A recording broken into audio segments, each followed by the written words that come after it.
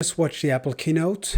I haven't watched one in a very long time live. And it's just crazy how they are able to make it feel like a roller coaster. When it started, I thought, well, I got my latest iPhone, I got everything I need. But during the keynote, you feel like, here's my money, I give you my money, take my credit card, I want everything, I miss so much stuff. And that's really how they make you feel. So if you don't have a lot of time and you don't want to spend 20 minutes watching a summary, I will try to give you the quickest summary ever of the Apple keynote in March 2022. So what did they talk about? Well, they started talking about the Apple TV Plus. They keep investing a lot of money in Apple original films and working with some of the best creators in the industry like Denzel Washington. The new thing is that they will start having Friday Night Baseball coming to Apple TV Plus. We'll have games that are only available on Apple TV Plus. Then they moved to the iPhone. They are launching two new colors for the iPhone 13. Not very exciting. They're just green. Dark forest type green, and then other one they called Alpine green for the iPhone 13 Pro.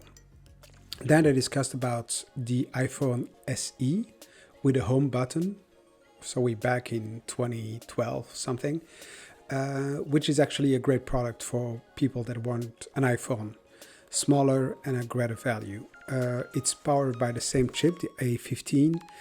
It includes 5G, and they say that it's so much better the iPhone 8, but I'm really interested to look at real benchmark with the current iPhones and the other phones on the market. Next, they move to the iPad Air. So the iPad Air is the thin, light, and powerful iPad. It's the 5th generation iPad Air, and this one is powered by the M1 Apple Silicon chip.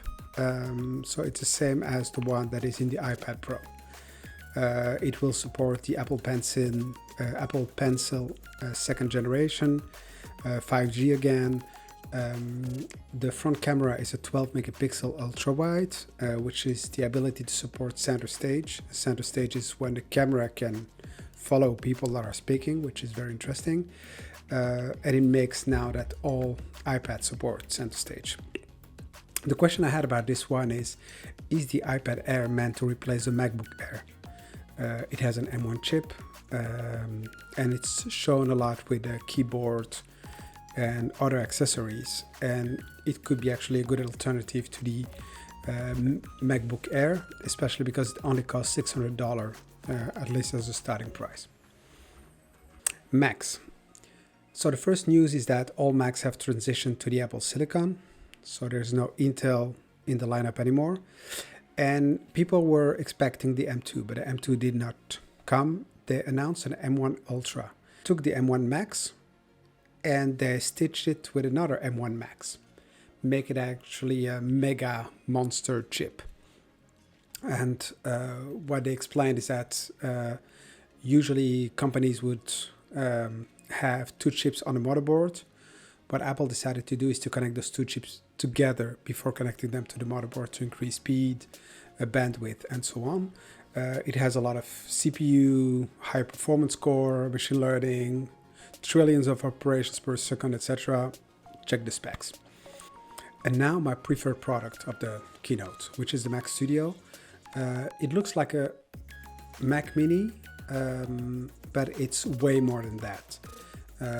So what they have done is that they have kind of a double Mac Mini, a Big Mac Mini, and half of the device is thermal management. So they pull the air from below, move through the circular power supply, and then they output the air without any noise. So it's a very silent device, but very powerful. So apparently its graphics performance is 4.5 times faster than a 27-inch Mac, 80% faster than a Mac Pro with the fastest graphics card. So I'm really interested in looking into this one. So to go along with the Mac Studio, they have also announced the Studio Display, which is a 27-inch display supporting True Tone, 14.7 million pixels, 5K Retina, etc. What is interesting about this one is that it has an A13 Bionic chip inside with a camera and an audio system. The front camera is a 12 megapixel, So pretty much the same as what you have on an iPad. It supports center stage again to follow people during a call, but it also includes a 3-mic array, which provides actually an amazing sound to record, but also to listen to. It has USB-C plus a Thunderbolt port, so you can connect a lot of things to it. But you can also charge your MacBook with it. So it has a 96 watt output. So you can charge a 14-inch MacBook Pro very quickly. At the end of the keynote, they announced also a new MacBook or the new Mac Pro. But then they said, no, next time. So this is it. So now we'll share my observations. Once again, the production of their keynote is amazing. I don't believe that they will do keynotes like they used to do in the Steve Jobs day again. Everything is filmed with in a beautiful setting. The quality of every single image is being studied. Everything looks great. What was interesting to watch also is that there were a lot of women presenting. It shouldn't be a surprise since today is International Women's Day. Another point that came very often is environment. So it's key in all their presentations. So every one of the Apple products, they spend some time to discuss the environmental impact of the production, but also the impact of using them, saying that it saves energy and so on. And probably the last point that I wanted to touch is that what is really surprising is that they are able to crash their past products. There are not a lot of companies that dare to say that their previous product was crap.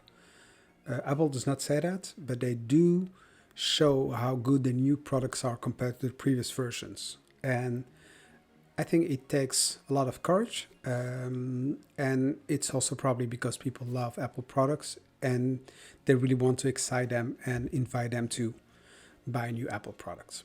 So that's my take on the Apple keynote. I hope you enjoyed. Please watch some other. I will provide some links to the full keynote. I wish you a fantastic day. Bye-bye.